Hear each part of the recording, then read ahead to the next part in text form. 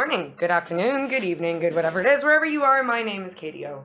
This is Moon Mama Musings, and welcome back to my living room for another Astrology Peephole. For today, the 13th of September 2021, we are currently in our first quarter moon in the sign of Sagittarius. Sign of Sagittarius rules things like the liver, the thighs, the lips, the sacrum. So what today's energy is giving me is very much a detox of our support systems, okay? And support systems meaning like whatever processes that support the greater good, right? So like the processes of removing toxins, the processes of expressing oneself, the processes of holding ourselves strong. The thigh is the biggest muscle, one of these very large muscles, right? The sacrum is the sacrum is it's our home. It's where the womb is. It's where the gonads are, which are responsible for creating new life. So these support systems are all being rinsed and cleaned out and vacuumed out and primed and propered up in preparation for the ball. I don't know, they've just said for the ball. I don't know. Maybe some of you guys have some event coming up that you are preparing for, and your body is, or your body, your mind, your spirit, your soul, your whatever it is, you are undergoing a process of removing impurities from the way that we express ourselves, the way we absorb information, the way we hold ourselves strong and true, the way we use our integrity and tenacity, the way that we create, the way blah, blah, blah, you name it, that's what it is.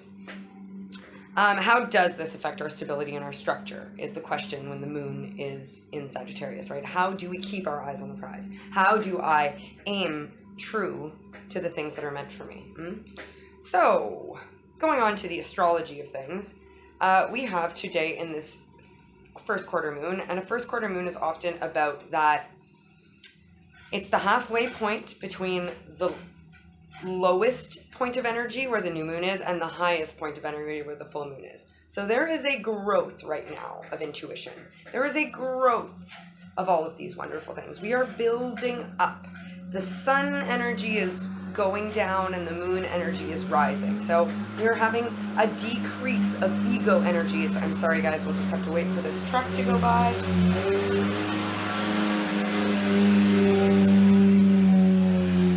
The wonders of basically living outdoors. There is like some really seriously impressive building project going on up the hill. I can't wait to see what they're making. Anyway, the ego energy is on the descent and the intuition energy is on the rise. So maybe in the past couple of weeks you've experienced challenging things with regards to the way that your ego, the way that your sense of self identifies it, the way you do things, the way you structure things, your norms, your regulars, your whatever. You've gone through this systems update, right? And now we are rising the intuition, the moon energy, our feminine energy, our shadow side, whatever, to integrate all of this all. So we are having a very dualistic experience with our head and our heart right now as they cross paths and change balance of energy. So when the new moon happens, maybe we're experiencing a little bit more of our masculine energy, our sun energy, our light energy, and when the full moon comes, we're experiencing a little bit more of our shadow energy, our all of that wonderful stuff.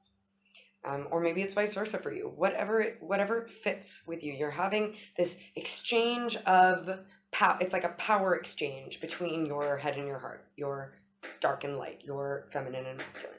There is a passing off of the baton, okay? And in this time, doubt can seriously come into play, right? Because our sense of self is kind of on the decline as our intuition comes up. And the sense of self is something that we're much more easily able to identify and put into boxes, right? To make into reality, to conceptualize, to how do we say? Sorry, I got distracted there. Freaking really jerky dogs from the beach just walked by my house and I want to throw rocks at them. I love animals, but these two, they've bit pigs several times and they're menaces. Anyway, 4:42 on the clock there.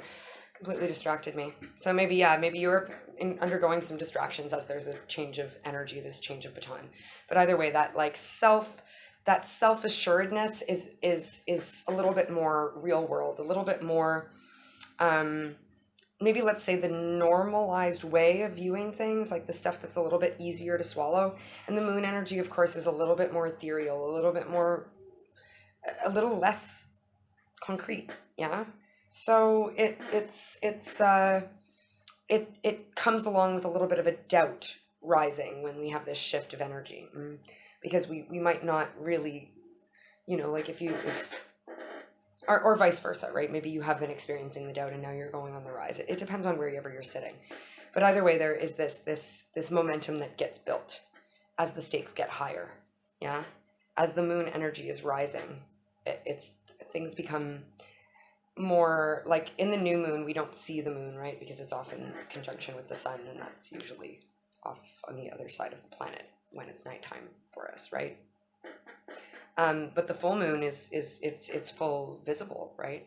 So that as those stakes get higher, as we are more aware of this light, as we're more aware of this energy, these shadows, this whatever it may be, there's more to lose, right? When there's more to love, there's more to lose, and therefore more to fret over. Yeah, that's kind of the catch-22 of it all, right? The more we love something, the more we worry about losing it, Anyhow, what else have we got here? We have the moon in conjunction with two things, or sorry, not in conjunction, in opposition with two things right now. The moon is opposite North Node, and the moon is also opposite the Black Moon Lilith. So this is a real healing old wounds to align to our destiny. It's coming to a head right now. The shame game is being won, and the odds are in your favor at this moment, especially with the moon in opposition to the North Node. We're saying, hey, look, we can have this moony energy that we're not always sure of, but our destiny is this, whether we like it or not. It doesn't matter where the energy flows. We need to be able to maintain the confidence about our destiny. And the confidence in our destiny comes from having healed a lot of things that maybe we felt ashamed about. Maybe looking at times in the past where we might have tread not so great, that we might have made some decisions that we weren't necessarily proud of, that we might have even been ridiculed or scrutinized for our decisions. But either way, the destiny is indisputable at this point, and like I said, the odds are in your favor with this. You're on the rise. There's a rise right now. Okay. We also have the moon making a sextile with both Saturn and Mercury today. And this is like a healing alignment with our new structures, with our new communication styles. This is an energy of integration. The sextile is a beautiful, harmonious aspect between two planets that promotes healing. It doesn't make change happen, but it sets in place the structures that are needed for the change that's coming through this healing. And I mean, what better planets to have involved with this but the moon, planetary celestial bodies, let's say, as the moon, Saturn, and Mercury. The moon, the planet of our intuition and our femininity, or celestial body. It's not really a planet, I suppose. Saturn is the planet of karma and about structures, and Mercury is the planet of communication and intellect. This is like a recipe for the work behind the scenes that's needing to happen in order for the real world sun to come up, It's an integration. It's a karmic balancing. It's a fully flowing expression. Okay, you guys are coming into a real sense of authenticity that you feel confident about, and that you feel has lasting power, and that you feel that you won't have to constantly helicopter parent and maintain, because it's in a way it's like because Mercury and Saturn are having this beautiful healing energy with the moon. They're setting up those automatic processes that the technology just runs in the background. These are just, it's those programs that automatically launch on startup and run in the background and don't really take up too much CPU and don't really take up too much memory and don't really take up blah blah blah blah blah blah blah. They just kind of run around in the background and make the processes of the rest of the machine work more smoothly. All right, so this is really, really nice vibes. The last thing I want to talk about here is the moon in a trine with Chiron. And this is an expansion of our direction forward with regards to our healing. Okay? Chiron, retrograde in the sign of Aries, has this really nice ready to go forward even if we're not really sure exactly all of the parameters. And the moon in Sagittarius has this aspect of direction. If you think about an archer, right? They've got their eyes on the prize, they're looking down the shaft of the arrow, and they're pulling back the bowstring to let the arrow fly towards a target. When Chiron, the planet of the asteroid of the wounded healer, the asteroid of the things that have hurt us in the past that we need to heal about. All this energy gives us sort of this like beautiful, with the Trine especially in place, a lucky expansive energy. It's all of these energies are coming into play together to just bring us into this beautiful expression and not worry about the constraints of the past anymore.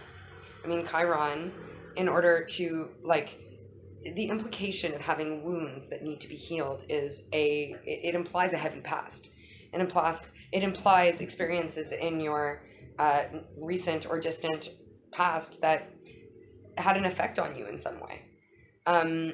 And for them to be confronted by this beautiful Aries energy, which is the like, let's get this going.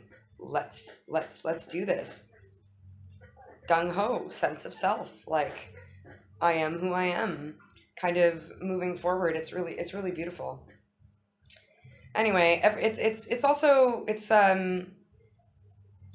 this vibe though does have this aspect of like kind of the snake that chases its own tail, or the infinity circle, right? The object impermanence, just the vibe the other day that I was talking about just because you've beat one boss doesn't mean there's another.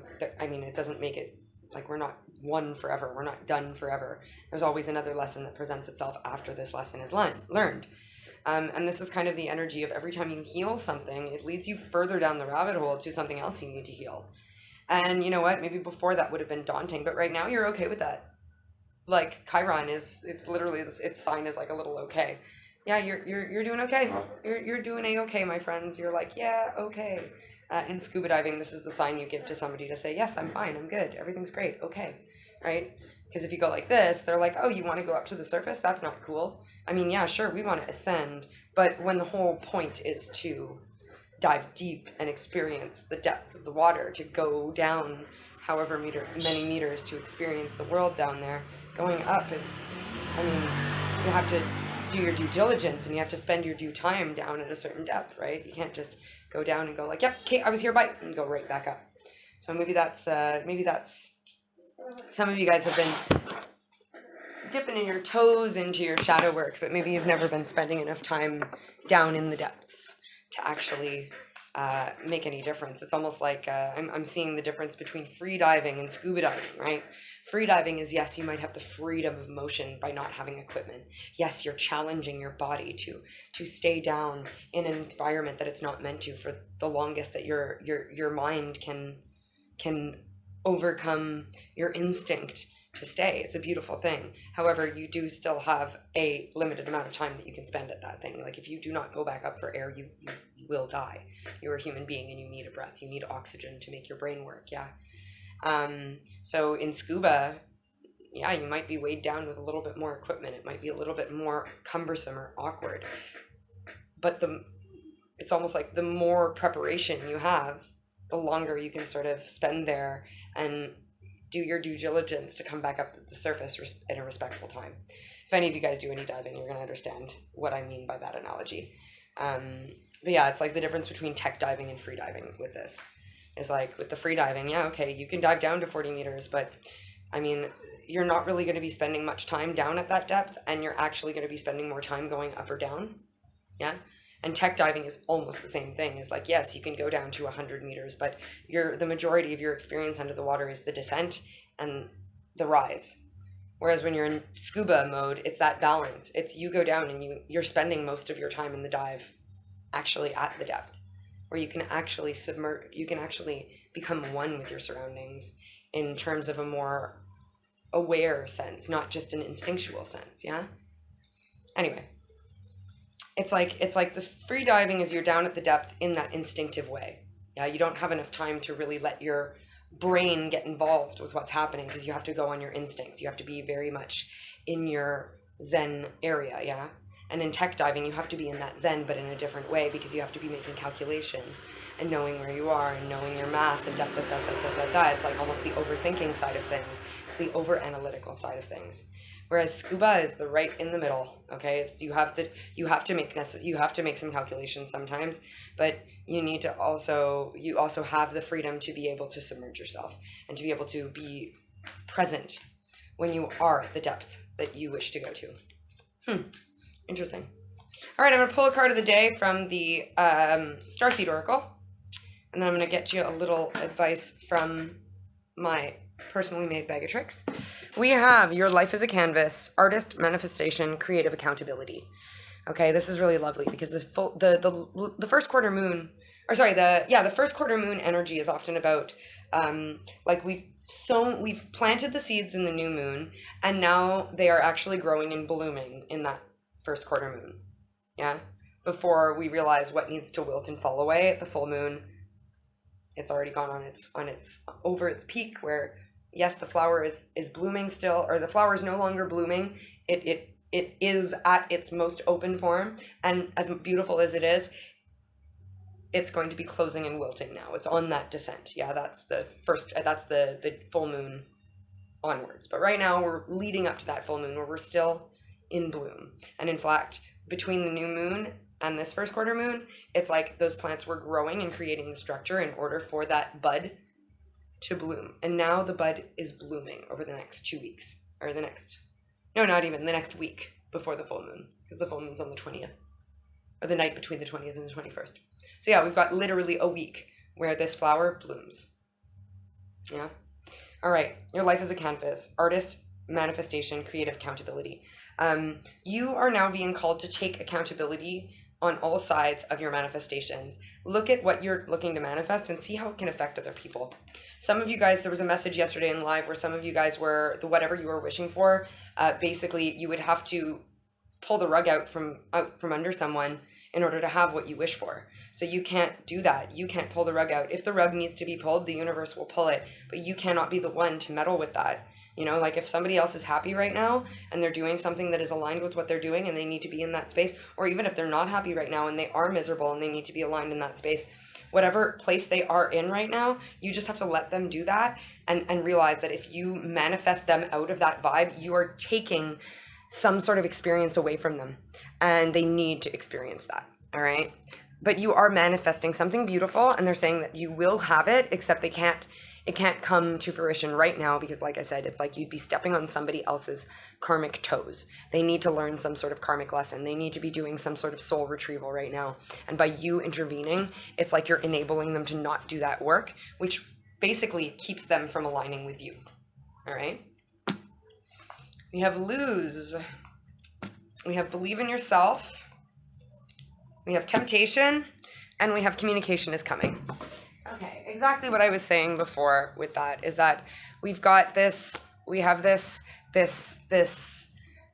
right now with the moon square the sun, we have this balance of, it's like this back and forth between like, I feel like I've lost and I believe that I'm going to be able to win and that it's not a loss just because I haven't won yet. Yeah, it's that back and forth. It's like you're tempted by this loser energy. It's like you're tempted to not believe in yourself. You're tempted to put yourself down. You're tempted to fall into this trap of, oh, it's never going to come to me.